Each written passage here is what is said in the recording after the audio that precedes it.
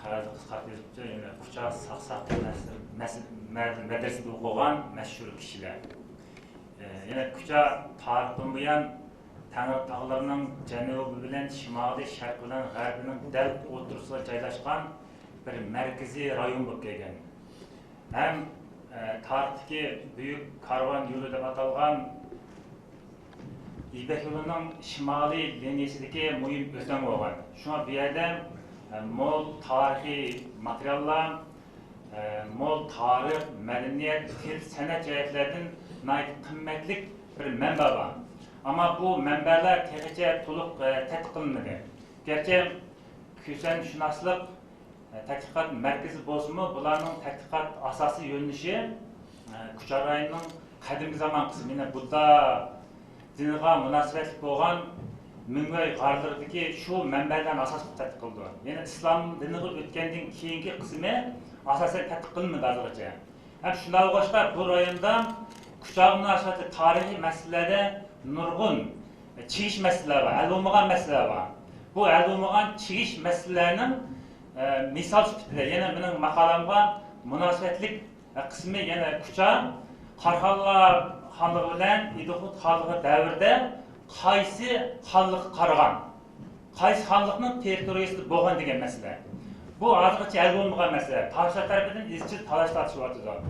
Ya'ni o'zimning to'plagan ko'rgan materiallarimda Kuchani 70%, yana 60% atraf tarixchilar Qarxonlar xonligi emas, balki Idixut xonligi tava bo'lgan deb qaraydi. Bularning ko'rsatgan asosiy manbasi nima desa, Idixut hujjatlari. Şunun asasen, Moşi davrida Kucha rayoni Qarxonlarga emas, yana Idixut xonligi tava bo'lgan deydi. Endi 20% atrofidagi odamlar, ya'ni tarix tadqiqotchilari ham Qarxonlarga tava bo'lgan deb qaraydi. 10% uchun bu davrimizda bu Kucha o'zida ayrim ilk xalq asos tug'an degan shunda 3 xil tarixiy qarash bor. Endi Qarxonlarga tavada qarovchilar nima asos qildi desa, Türk Tillar Divanı asos qildi. Ham Türk Tillar Divanida Kucha haqida 5 yerda o'tirib qo'yilgan. Yana birisi Kucha degan nomga tushuntirilganda Kusan Kuchaning yana bir nomidir degan tilgandi. Ikkinchisi Tarim degan so'zni izohlagan vaqtida yana bir tilgandi. Yana birisi Bugur degan shaharni izohlagan vaqtida bir tilgandi Kucha. Demak, Türk Tillar Divanida Kucha degan bu ismni o'zi 5 yerda tilgangan. Endi nima uchun Qarxonlarga tava deb qaraydi desanglar, Türk Tillar Divanida Bugur degan shaharni izohlagan vaqtida bu Uyg'ur davlatining chegarasi joylashgan degan bir so'z ishlatgan. Mushuni qarab turib, nurg'un tarixchilar Kucha Qarxonlardan davlatiga tava deydi. Ammo bu masala haligacha birlik kelgan ko'z qarash bo'yicha hal bo'lmadi. Mening maqolamning bir qismi mushuni munosabat bog'lovchi men Mishayda qisqacha tushuncha berdim. Endi maqolaning o'zi kelaylik. Bu yerda PowerPoint nusxamiz ham bor.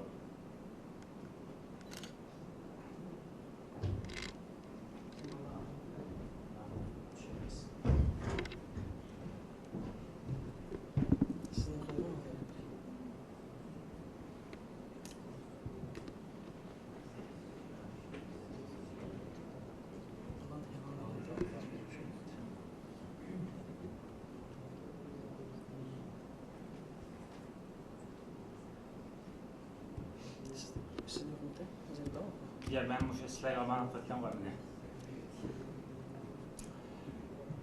Demak, maqola ichida so'zlab turaylik. Bayon deb o'tdim, Kuchada yana Abdunurayinlik ko'sanshunoslik tadqiqot markazida bir markaz bor. Bu markazning hozircha tadqiqotgan yo'nalishi asosan Kuchaning qadim zamon tarixiga, yana Budda din tadqiqotiga bag'ishlangan. Ko'pincha tadqiqot yo'nalishini Qizil Mingvoy tadqiqoti. Ammo shu bayon deb o'tgandek, islomdan keyingi qismlari umuman tadqiq qilinmagan. Masalan, Kuchada nurg'un qadimiy mazorliklar bor, qadimiy asaratli organlari bor, nurg'un xalq san'ati bor, mashrablari bor, naqshlari bor. Bularning hech qaysi hozircha tadqiq qilinmadi. Yoki bu haqida izlanuvchilar bo'lmadi.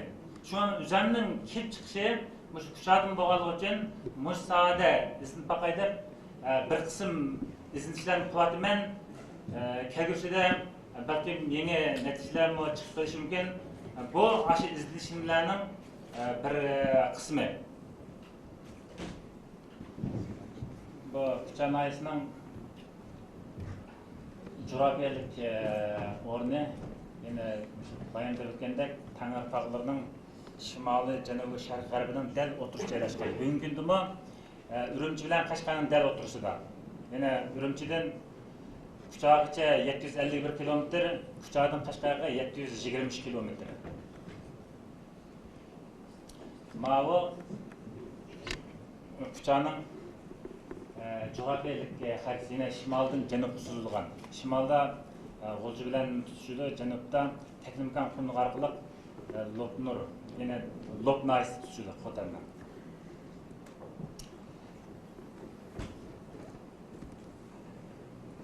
Kucha rayonunun qachondan boshlab islomlashgan haqida tarixchilar tarafidan birlik kelgan bir ko'z qarash yo'q. Gerçi bir qism tarixchilar Kucha rayonini 10-asrlarda Qarxanlar dövletiga təvə olğan deb qarşım, amma ularning tarixdan buyon ishlanib kelayotgan Budda dinini saqlab qilish asosida Qarxanlar dövletiga təvə olğan deb qaraydi. Tarixchi Turg'un Almas Uyg'urlar degan kitobida Satuq Buraxan avval Xotan va Kuchadagi buddist Uyg'urlar ustiga yurish qildi. Bu iki xonliqdagi buddist Uyg'urlar uningga ilojsizlikdan bo'ysungan bo'lsa-mu, yanala musulmon bo'lmadi. Burunqi Buddadan e'tiqodi qoldi deb yazdı.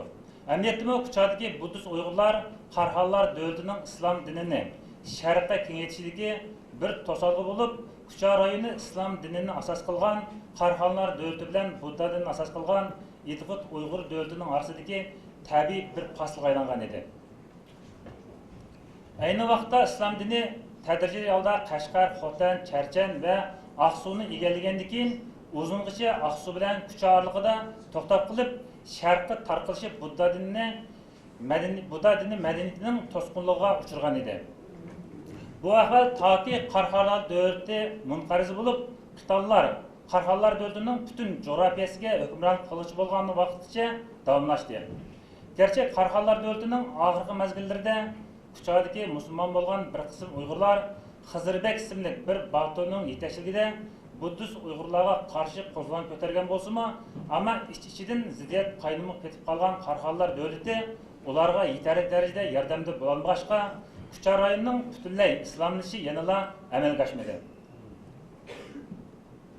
1918-yili Chingizxonning Mo'ng'ul askarlari Xitoylarni yo'qotib, Qashqar, Yakan, Xotan, Aqsu va Kuchalarni olgandan keyin bu rayonlarda diniy e'tiqod erkinligini yo'l qo'ydi.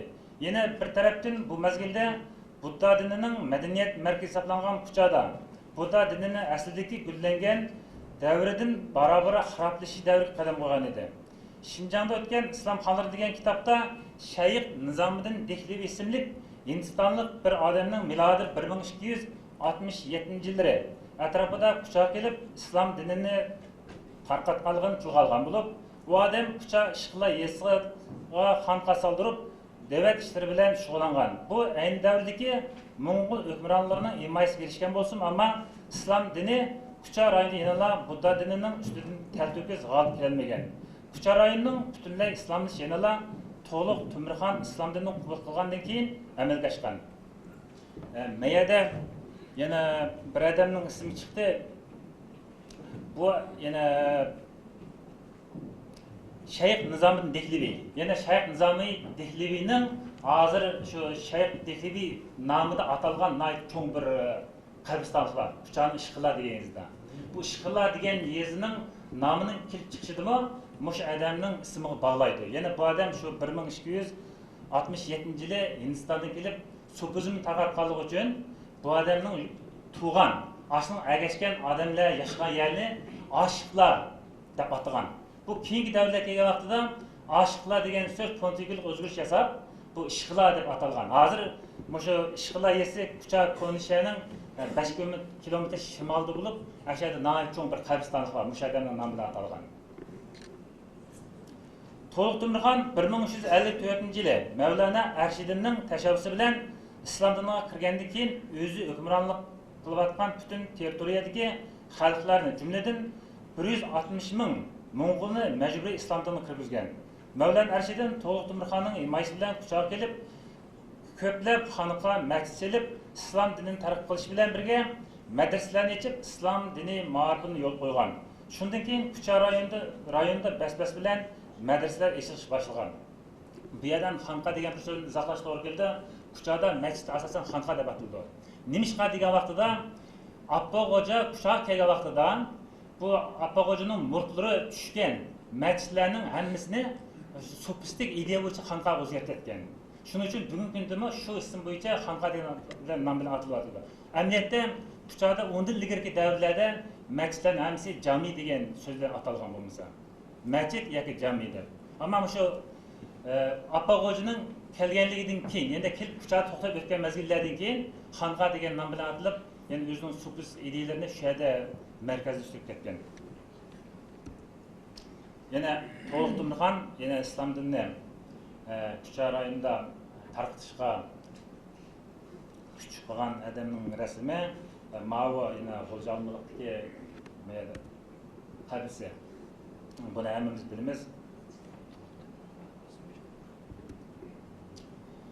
Kucha rayonida tunji madrasaning qachon qurilgani haqida aniq tarixiy ma'lumot yo'q. Ammo To'liq Temurxonning himayasiga erishgan Arshidin G'o'janing islom dini targ'ibotidan keyin Kuchadagi har qaysi shahar, yezid, bozor, mahallalarda ko'plab madrasalarning qurilganligi ma'lum.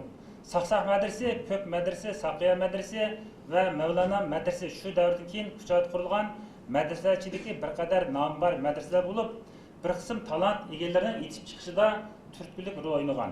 Bo'limi Saqsaq madrasasi Qashqardagi xonlik madrasasining qolsila, janubdagi shahar, yezid, bozorlarda otig'i bor madrasa bo'lib, bir qism mashhur shaxslarning yetib chiqishidagi tunji bilim bo'lib bo'lgan. Mayada bir narsa izohlash to'g'ri kelgan Saqsaq madrasasi bilan Saqiya madrasasi. Bu haqida men nurg'un talash tortish bor. Bir qismlarda deydi Saqiya madrasasi bilan Saqsaq madrasasi bir deydi. Bir qismlarda ikki madrasa deydi. Mening o'zimning farzchimi ayni chog'da so'zlarni qisqartish bilan Palanchiya bunday elingan so'zlar bo'lgani uchun mencha Saqsaq madrasasining ayni chog'da Saqiya madrasa deb olgan bo'lishi mumkin. Shu bu yerda bir izohat. Ma tuvandagi rasm Kucha Mavlanam degan qadimiy asoratga buni mamlakatdagi qo'llanilgan organdaydi. Yana Arshidinning qabrisi bor o'sha yerda. Xo'ja Arshidinniki. Bu yerda og'irdan nayt quyuq qabristonlik bu yer. Bunun ichida Xo'ja Arshidinga munosabat nurg'un tarixiy yozmalar yozilgan, lozunkalar bor, ham ishning ikki tarafiga yozilgan nurg'un tarixiy hujjatlar bor o'sha yerda. Buni bu yerda tafsiliy so'zlashni zurut yo'q, chunki maqol munosabati bo'lgani uchun agar vaqtinglar bo'lsa, berib quchoq berib o'sha Arshidin Xo'janing ismini yana qarasam, ko'rib baxsam bo'ldi. Nima uchun buning Mavlanam deb atalganligini men bilmadim. Bugungi kunda bu butunlay Kuchadagi xalqlar tarafidan Mavlanam deb nom bilan ataldi.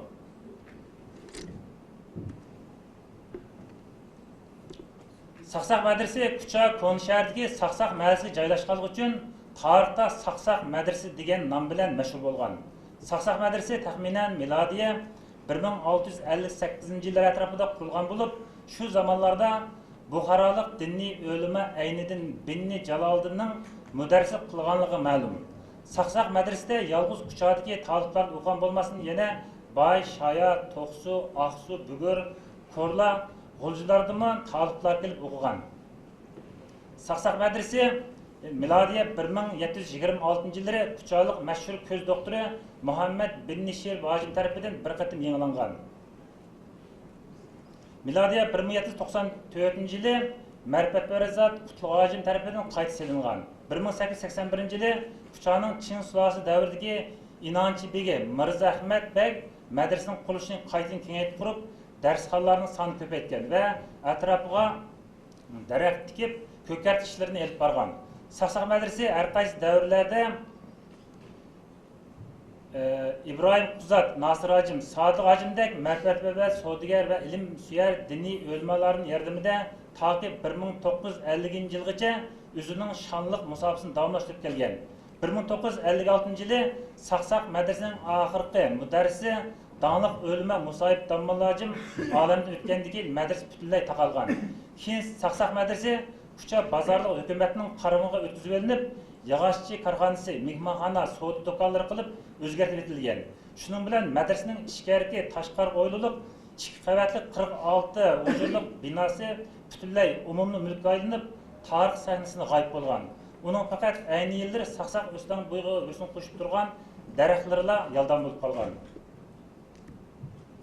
Bu shu Saqsaq madrasasining eng oxirgi muddarrisi Musayip Damolajim degan odamning chizma rasmi. Tarixiy materiallarga ko'ra Saqsaq madrasasiga aynidan Binni Jaloliddin Abdug'fur mushudan boshlangan, mushu 16 odam toki 1956-yilgacha, yana Musayip Damolajim bo'yicha 16 odam bu dars qilgan. Yana bunda Kucha tarix materiallarida shuncha qisqacha bir uchur bergan. Kucha Saqsaq madrasasining yuqorida tilingan o'z davrlarining katta bilim egalari hisoblangan ustoz va mudarrislari o'zlari mansub bo'lgan davrlarning bir turkum yosh talant egalarini, bilim oshnolarini yetishtirib chiqqan. Ular keyin jamiyatda mashhur ulamo, pishqan tarixchi, tunilgan shoir va donliq arabiy arboblar bo'lib xizmat qilgan. Ularning ba'zilarini bu yerda ko'rsatib o'tish Saqsaq madrasasining tarix qoldirgan shonliq izlariga oltindek al bo'lg'usi. Birinchisi Molla Musa Sayrami. Yana bu Molla Musa Sayramining boy Sayrami yezisi o'tir maktabining ichida qatirilgan haykali bu. Balkim shu yerga bag'aninglar ko'rgan bo'lishinglar mumkin. Buningga qisqacha tarjimali uyg'urcha va xanjurcha yozilgan. Hozir shu Sayramdagi o'tir maktabining hovlisida bor haykal. Molla Musa Sayram yana Molla Musa binni Molla Aysa Xo'ja Sayrami mashhur yaqin zaman Uyg'ur tarixiy tadqiqotchisi va tunilgan shoirdir. U 1836-yili 8-oyning 23-kuni Baynaysining Sayram yezida tug'ilgan. 11 yoshida yana 1847-yil 9-oyda Kuchaga kelib, ayni zamanda Janubiy bu ma'vo tariximlangan narsa Kuchaga kelib, ashada Saqsaq madrasasida o'qigan. Saqsaq madrasasining shu vaqtdagi asosiy mudarrisi Molla Usmon Axun Xalfat degan zot bo'lib, o'z davrining tunilgan olimi, yetilgan diniy o'lmas edi. Okay, unda bo'lsa, birisi bu yerda o'qigan odamlarni tunishtirib o'tib, birisi Molla Musa Sayramni tarjimani o'qimayli. Molla Musa Sayramining hozirgi qabrisi ma'vo. İkincisi şair Nevşit. Buna şu Kucha Saqsaq madrasasida o'qigan adam bu. Buna şu hozir Sayram yezliq o'tir maktabining ichidagi qatirilgan haykali bu. Basam buni ko'rsangiz, nemisi chiqibdi yozilgan xatlari. Üçüncüsü Hacı Alem Axunum. Bu Hacı Alem Axunumni qisqacha tushuntirish turib keldi. Bu odammi shu Kucha Saqsaq madrasasida o'qigan. Keyin Rusiyada chiqdi, Bashaylarda bir mazgurlik qiyin qaytib kelib, inqilob qatnashib, Xo'janazarjimning inqilobida cho'ng xizmatlarni ko'rsatgan. Keyin Qashqarga borib, Sharq Turkiston Islom Jumhuriyatining bosh taftishi bo'lgan odam bu. Sharq Turkiston Islom Jumhuriyati tarqatib etilgandan keyin bu odam Aqsuga qaytib kelib, yana Abduniyaz Kamalning qo'shinining tarkibida To'rg'at og'zidan kirgan Rus armiyasi bilan, ya'ni Rus qizil armiyasi bilan qattiq janglangan bu odam. Shu yerda ayni chog'da urush yengilgan vaqtida Abduniyaz Kamal bu odam maslahat berdi ekan, biz chet el chiqaylik, bo'ldi urush qilmang deganda, men chet elni, men ko'ngan chet el emas, chet ellarda shuncha uzun yurdim.